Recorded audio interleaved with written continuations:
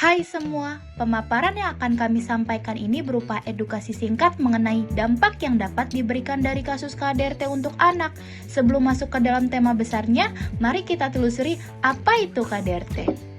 Penjelasan mengenai bentuk kekerasan dalam rumah tangga ini menurut Undang-Undang PKDRT nomor 23 tahun 2004 adalah setiap perbuatan terhadap seseorang, terutama perempuan, yang berakibat timbulnya kesengsaraan atau penderitaan secara fisik, seksual, psikologis, dan atau penelantaran rumah tangga, termasuk ancaman untuk melakukan perbuatan pemaksaan atau perampasan kemerdekaan secara melawan hukum dalam lingkup rumah tangga.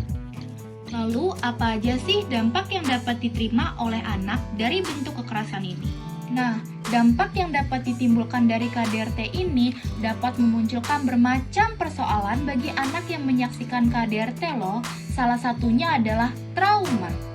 Trauma pada masa kanak-kanak merupakan suatu pengalaman tidak menyenangkan yang dialami oleh anak-anak, yang dapat berdampak jangka panjang dan muncul dalam bentuk perilaku-perilaku atau stres berlebihan di masa remaja. Bagi anak yang menjadi saksi peristiwa kekerasan dalam lingkup keluarganya, mereka akan menangkap hal itu menjadi suatu peristiwa traumatis karena kekerasan dilakukan oleh orang-orang terdekat bagi anak. Keluarga yang semestinya memberikan rasa aman justru menampilkan dan memberikan kekerasan yang menciptakan rasa takut serta rasa tidak aman. Pengalaman traumatis karena menyaksikan dan mengalami KDRT pada anak juga dapat memunculkan problem psikologis di masa depan seperti kecemasan, ketidakmampuan dalam mengendalikan diri, mudah beremosi negatif, masalah dalam berelasi dengan keluarga, serta gangguan tidur. Dampak yang perlu menjadi perhatian prioritas dan segera adalah self-harm, agresivitas, bahkan suicidal. Sebagaimana dampak ini berhubungan dengan ungkapan teori tentang trauma oleh Agus Sutiono pada tahun 2010 yang menyatakan bahwa trauma adalah jiwa atau tingkah laku yang tidak normal akibat tekanan jiwa atau cedera jasmani karena mengalami kejadian yang sangat membekas yang tidak bisa dilupakan. Lalu siapa saja sih yang bisa menjadi korban KDRT?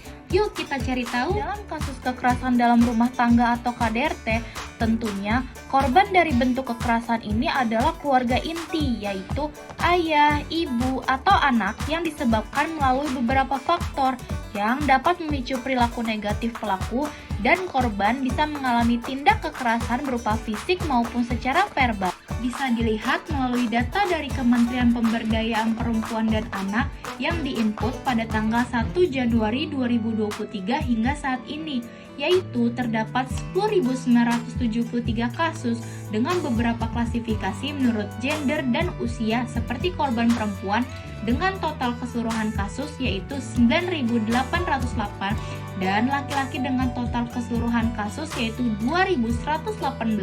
Tindakan preventif apa aja sih yang bisa dilakukan sebagai bentuk pencegahan? Langkah utama yang harus dilakukan yaitu mencegah terjadinya tindak KDRT.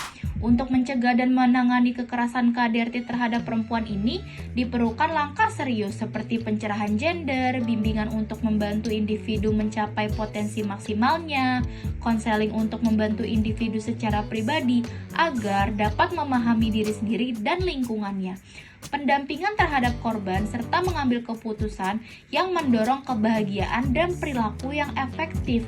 Kemudian, langkah preventif apa aja sih yang bisa diambil untuk mencegah trauma KDRT pada anak? Yaitu dapat dilakukan dengan memprioritaskan anak, dengan memberikan dukungan yang mereka butuhkan, membawa anak untuk meninggalkan lingkungan yang penuh kekerasan. Kemudian, ketika anak menyaksikan dan merasakan peristiwa KDRT yang bisa berpotensi menjadi trauma jangka panjang, diperlukan bimbingan secara psikologis kepada anak sedini mungkin, sehingga tidak membekas dan menjadi luka yang mendalam bagi anak. Terima kasih semuanya, sudah paham kan? Dari bentuk kekerasan ini pun bisa kita simpulkan bahwa untuk membentuk keluarga yang sempurna dengan penuh kehangatan dan kasih sayang, perlu adanya hubungan yang sehat antar suami dan istri agar rumah tangga yang telah terbangun bisa berjalan dengan baik dan anak bisa tumbuh sehat tanpa bayang-bayang trauma yang bisa mempengaruhi tumbuh kembangnya. Stop KDRT ya!